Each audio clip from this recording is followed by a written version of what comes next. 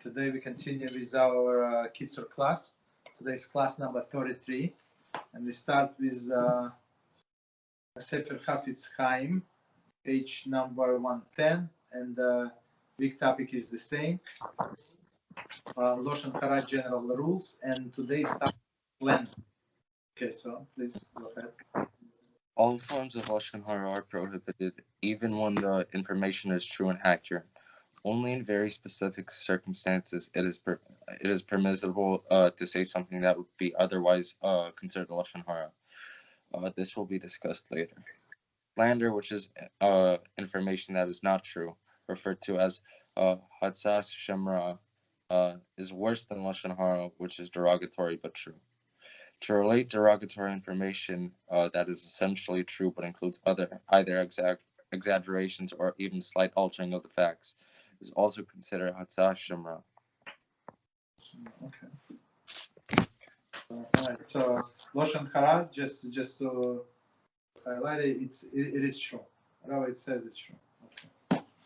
Alright, so we're still on our laws of Mezuzah. Okay, almost closer to the end, I would say. So it's Siman number 11. And halacha number 18. So it says, on the entrance of the place in which children who soil themselves are occasionally found, or in a place in which people occasionally wash themselves or urinate there, one should cover the mezuzah. However, only for occasional, temporary uses, we do not rely on the covering of the mezuzah. But as far as designated those places for attenuated use, for example, to set up a container for a sewage water, one may not rely on a covering of the mezuzah. Peace hit Shua citing Yad Ketana. Okay, 1 second, there is one commentary. One should not thus regularly use the room with the mezuzah, even one that one is covered such degrading use. Okay, so basically, our mezuzah case is considered to be covering. So usually, what they do, they put it in a plastic. So you buy mezuzah scroll, and they put it in wrap in a plastic. So this plastic is one covering, and mezuzah case it's like a sack, so it's two covering. Of course, if like it says here, if people go to the bathroom in that room, like they had children go to the bathroom, let's say in a house. I mean, if it's a regular room, like a children's room, and they go to the bathroom, there is no problem, especially if we have double covering. Okay. So continue. But that room is not only for the bathroom. It's like the child sleeps there and eats there, so he also goes to the bathroom. Okay. So continue. Number 19. The entrance of a house and also a courtyard in which the idolater also lives is exempt from requiring mezuzah. Interesting. Okay, commentary. Shach explained that affixing mezuzah in such a case can lead to the danger for the Jewish residents or desecration of mezuzah itself. So why is it danger? One more time. The entrance of the house is also a courtyard in which the idolater also lives. Is exempt from required mezuzah. Maybe it's like a common courtyard, and I'm not sure. Tell the truth, I'm not sure where's the problem. So one more time, Shach explains that affixing mezuzah in such a case can lead to the danger to Jewish residents. Maybe they otherwise they did not know that these people are Jews. Maybe mezuzah was covered, somehow hidden, but now it's like a common entrance. So now this non-Jew sees that the neighbors are Jews, or he can, as it says, as Shach says, maybe he's going to destroy mezuzah. So basically, it is exempt. Okay. So if he's normal guys, I mean, there's no problem. Okay. Number 20, a seller whose doorpost and entrance light on the ground in a horizontal position is exempt from the mezuzah, because only a standing doorpost are called mezuzah and require mezuzah. Okay. Noda Beyehuda, Siman 184. Let's read commentary and explain. Commentary say the Torah says that mezuzah is required on the doorpost of your house. Okay, so basically we're talking about, like here we say we also have it in our city, like you have a store, and you have like basement, like it starts right there next to the store. So you open the gate and you go downstairs, right? So there is a door. There's two pieces of the door, two sides of the door, and there's a door frame. So this door frame, you don't need that to put mezuzah there because it's horizontal. The doorpost should be vertical. Okay. So very interesting. Wait, question. You know how they have the sliding doors, right? Like it slides to the left, slides to the right. Yeah. Now, when the door is when it slides to the right, does it now count as a part of the doorpost or no? No, the door. Even I have a sliding door right in front of me, but still you have a frame for the door. You put it on a frame. But let's say there's, for example, a normal door frame, okay?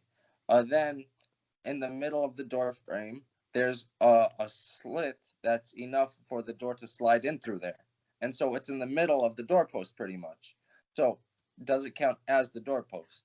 Yes. Yeah.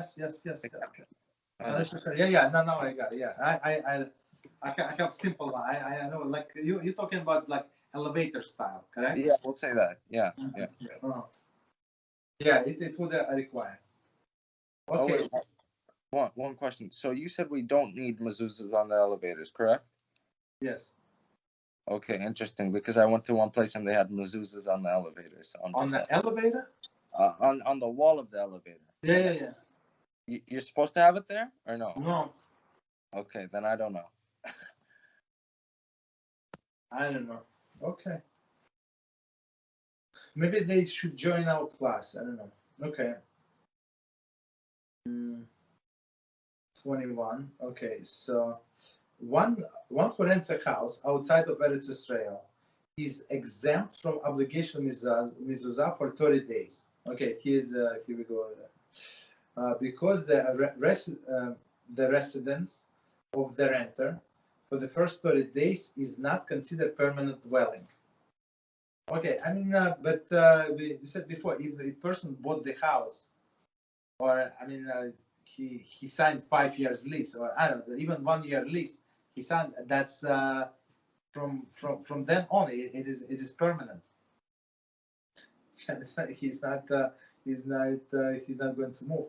There is no plan. Okay, commentaries say a renter is not yet settled for the first 30 days, and he may yet change his mind and move elsewhere. So, but it is without a lease. If you have a lease, so they're going to take you to court, and so usually when person sign, unless there is like, I just added from myself, like extraordinary circumstance. There is a flood, there is this gas leak. I don't know. Nobody's moving out. If was a rented dwelling for a long period of time, it is proper to affix mezuzah immediately. Here we go, but without reciting the blessing. After living for 30 days, one should ideally remove the mezuzah, recite the blessing, and reaffix it. If this is too difficult, one should simply touch the mezuzah and recite the blessing. Igros Moshe. Very interesting. So Igros Moshe said, so if you rented the house for an apartment for 1 year, let's say, so you put it mezuzah right away, but without the blessing. After 30 days, you just touch. Usually, it's not such a easy thing to remove it and put it back, so it's not recommended, basically. Okay, and then you can say blessing. Okay. As to why the Eretz Israel is different in this regard, see Rashi, Menachos, same place. Okay, very interesting. Okay, so one more time. If you rent it for a long time, for example, as we said, you sign lease for 1 year, 2 years, so you affix the mezuzah. You don't say a blessing, then after 30 days, you actually, if there are screws, you can unscrew a little even, and then take it off a little, then put it back and screw it in, no problem. Okay, CF number 22. If one is moving out of the house and another Jew is to move in to live there, the first person may not take mezuzahs of the doorpost. Rather, he should leave them there. The second person who is moving in should compensate for their value. Okay, so that's the proper way. But I would say today, many times this mezuzah case costs more than mezuzah itself. Fancy schmancy. Not many times. Sometimes yes, sometimes no. So I mean, this case can cost, I don't know, $80, and mezuzah would cost like $45, $50, like cheaper one, right? So the guy number one said, I'm not going to pay. How do you know that you pay for mezuzah? I don't know how much you say. Maybe you bought it for $20 each. You're saying it was 100. So, it's not that simple. So you have to talk to the guy before, or to the person who's moving in, so they can put their own mezuzahs. Okay. When a non-Jew is moving in, the one moving out must remove mezuzahs to prevent them from being treated disrespectfully. Shulchan Aruch Yerakdeya Igles Moshe. So I was moving out one time, and Chinese people were moving in. So they asked it. So when they came to see the place, there were mezuzahs. So they asked me to leave mezuzahs there. I said the Jewish thing. They said, no, we know, leave them. I said, I cannot leave them. I mean, I said, if you want, you can go buy it. I mean, but I'm not going to leave my mezuzahs for you. Okay. Yes, 1 second. So one more time the whole sentence. If one is moving out of the house and another Jew is to move in to live there, first person may not take mezuzahs out of the doorpost. Okay, that's clear. So I mean, he has to have mezuzahs. Maybe he does not have. Maybe he does not know how to fix stuff like that. Maybe he said you have these holes. There are extra holes. I don't want it. So basically, the best, if you agreed on the price, just leave them the mezuzahs. Rather, he should leave them there, and the second person who is moving in should compensate him for their value. 56. Taking of mezuzahs is viewed as causing damage to the future residents of the house, since the mezuzah for protection of the house. Tosafos, Baba Mitzia, etc. Okay. So they, as I said before, it's for protection, and you remove protection from another person. I mean, it's his. The way I see it, it's his responsibility. But since we are responsible for one another, that's okay. That's what we know. Continue. See 23. It says a person must be extremely scrupulous with the mitzvah mezuzah, because it is a mitzvah that is obligatory on all people at all times. So everybody must have mezuzah. Okay. So comment there.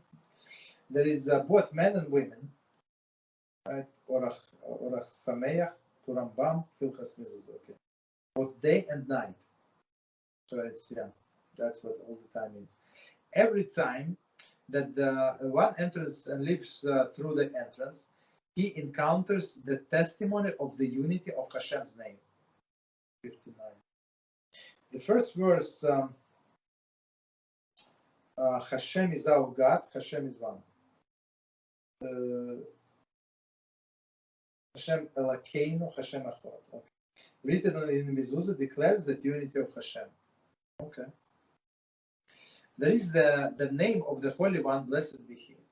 Okay, so one more time the whole sentence, sorry. Every time the one that one enters or leaves through the entrance, he encounters the testimony of the unity of the name.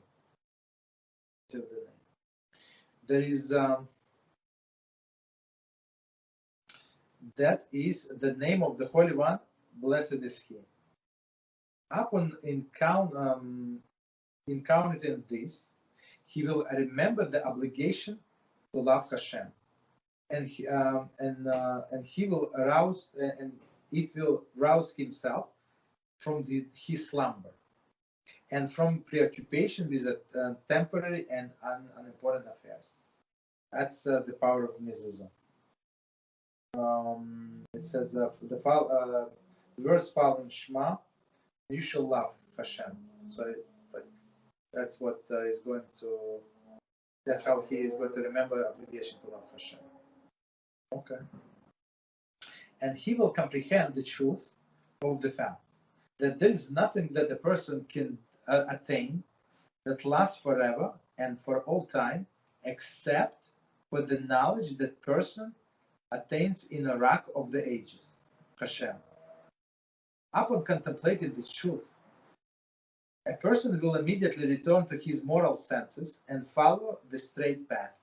So basically, based on what we just read, so personally, when you go out and come in and you look at the Mezuzah, just stop for 30 seconds, 15 seconds.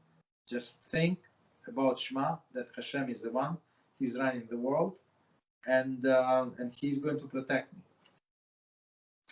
Our sages of the blessed memory said, Nachas 43b, whoever has tefillin on his head and on his arm, and tzitzis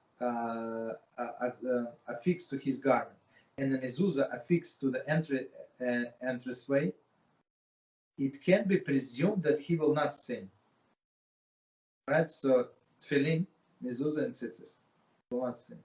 For he has many reminders of the fear of Hashem surrounded him. These mitzvahs themselves are the angels that save him from sin. As verse in Tehillim 34:8 states, the angel of Hashem encamps around his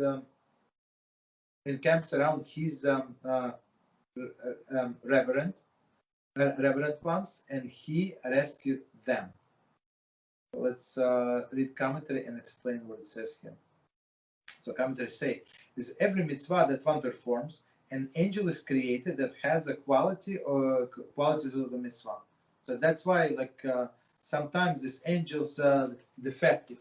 If he was thinking about something else, or this angel would be without the head, or he's without the hand, or whatever. Some parts of the body would be missing. So it depends. So this angel is exactly correspond to that mitzvah, that level of mitzvah that we do. From the mitzvahs that surround the person, tefillin, tzitzis, and mezuzah, angel is created that surrounds the person to protect him from sin. Macharsha to menachas. So basically, as we learn, I think we learn, if not, maybe it's not in this book. So in olden days, Shulchan Aruch says that you have to don tefillin and talis in a house. Say of the blessing, carbon, and then you go to the shul. So you go to the shul in your tefillin. They say unless there are some aggressive anti-Semites, or they're going to make a fun of the Jews, so then you absolve. So you can put tefillin in a house. But the mitzvah is to put tefillin meaning you absolve, and you could put tefillin in a synagogue. Otherwise, the proper way to put tefillin in a house. I'm not sure how many people do it today, but that's the halakha. The sages of blessed memory further said in Shabbos 32b, due to the sin of neglecting the mitzvah of mezuzah, one sons and daughter die young. That's a big one. So, but as you can see yourself that many even not religious Jews would have mezuzah.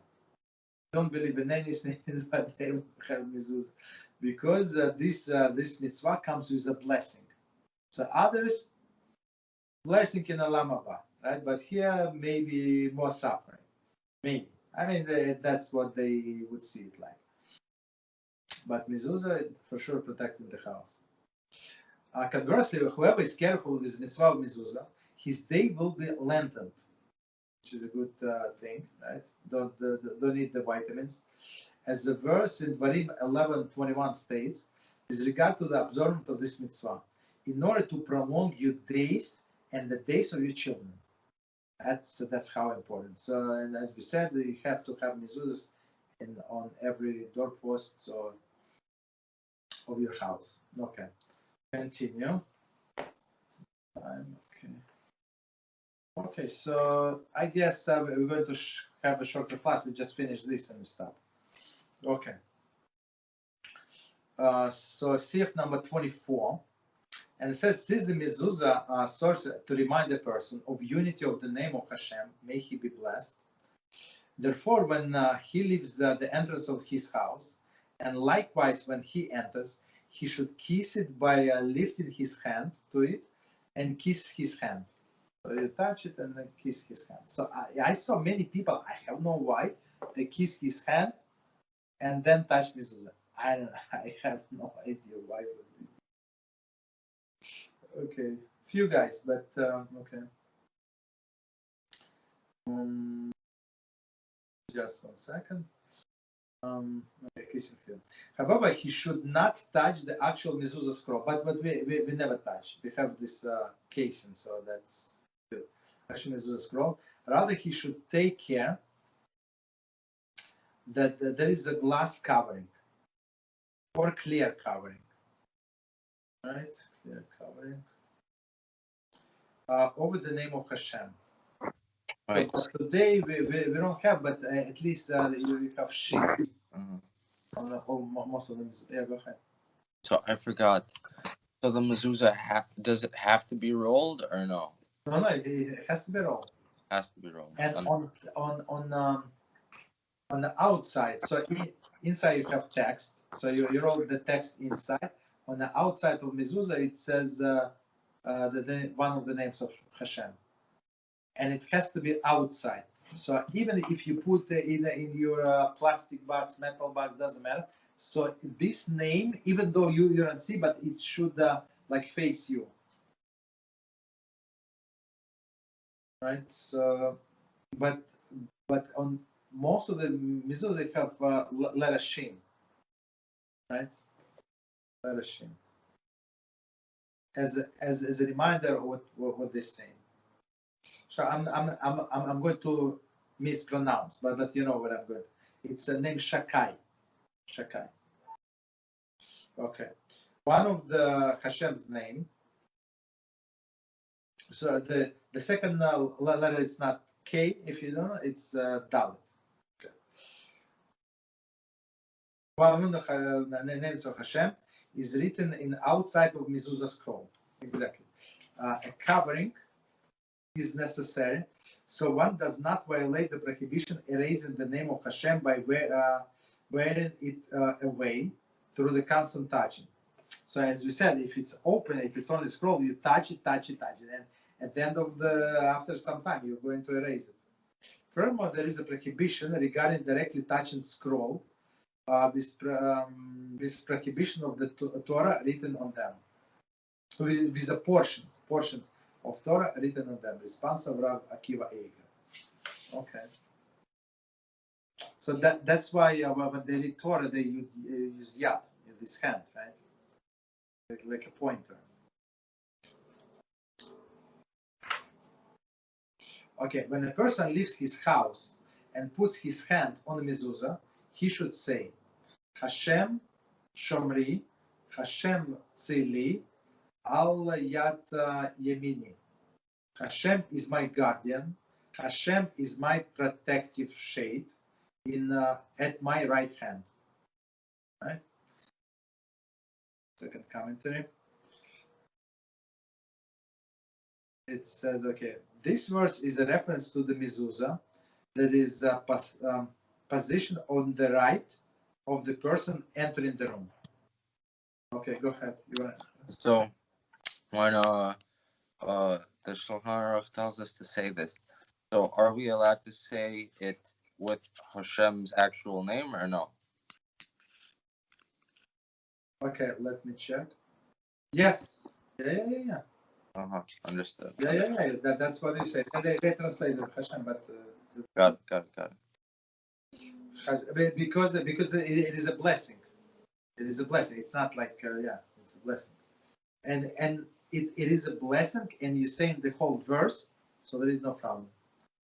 Hashem Yishmor Teisi Uvayoya Meila Ata Ve'adam Olam. Hashem will guard my departure and my arrival from this time and forever. 66. So it says also Maharsha to Menachas Story 3b, who further explained the connection between these verses in Mitzvah Mezuzah. So let's see if we stop. So and then we finish Baruch Hashem. We finish the Siman 11. Mezuzah is mezuzah of the individual must be checked twice every 7 years. Okay, so let's stop here. The commentaries say to make sure that they were not stolen. Basically, if you have a case, how do you know there's mezuzah in there?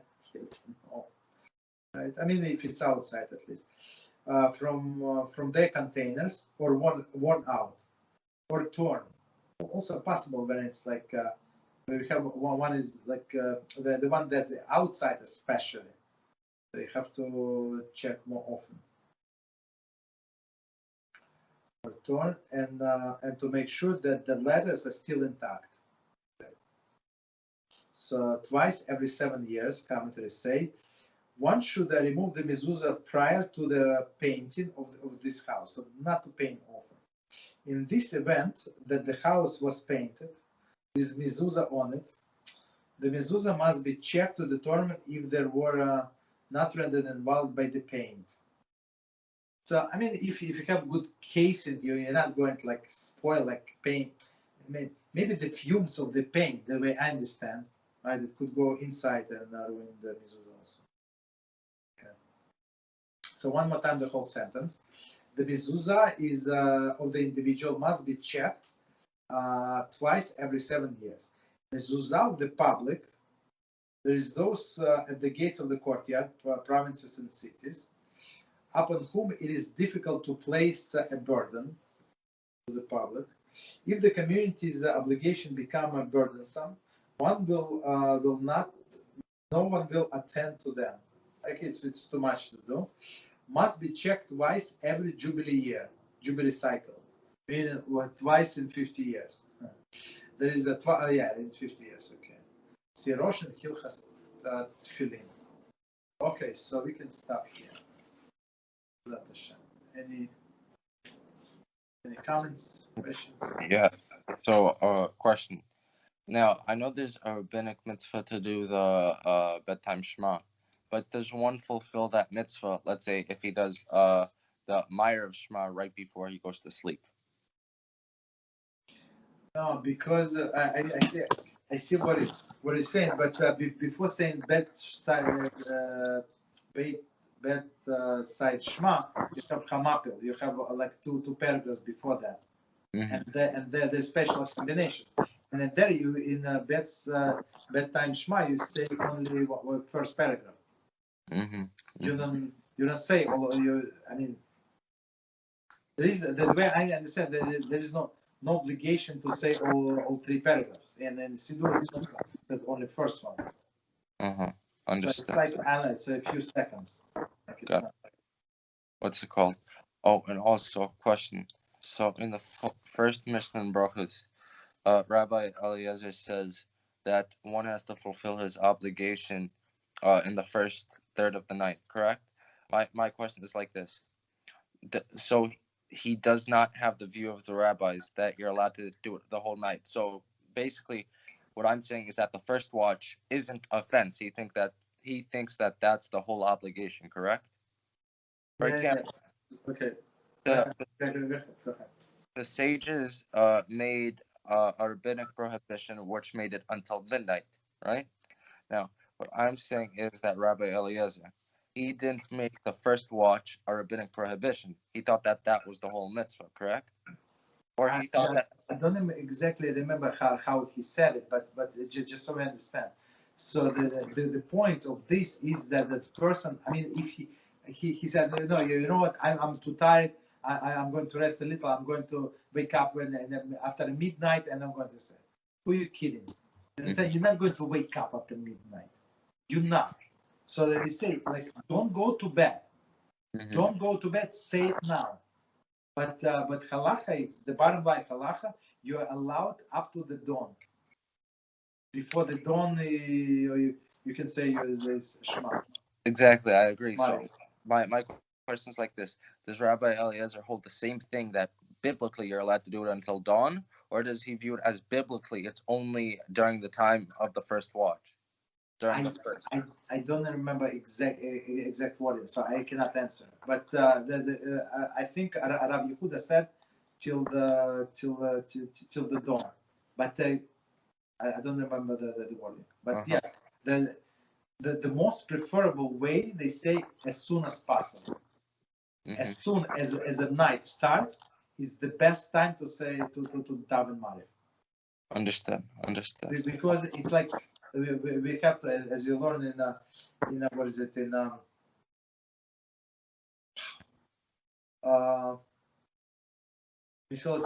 right? So you have to be run to the mitzvah. So Correct. the best, like with the first opportunity. Okay, that's it. Understand. Okay, thank you. I want to tell you one thing after. Okay, so let's start.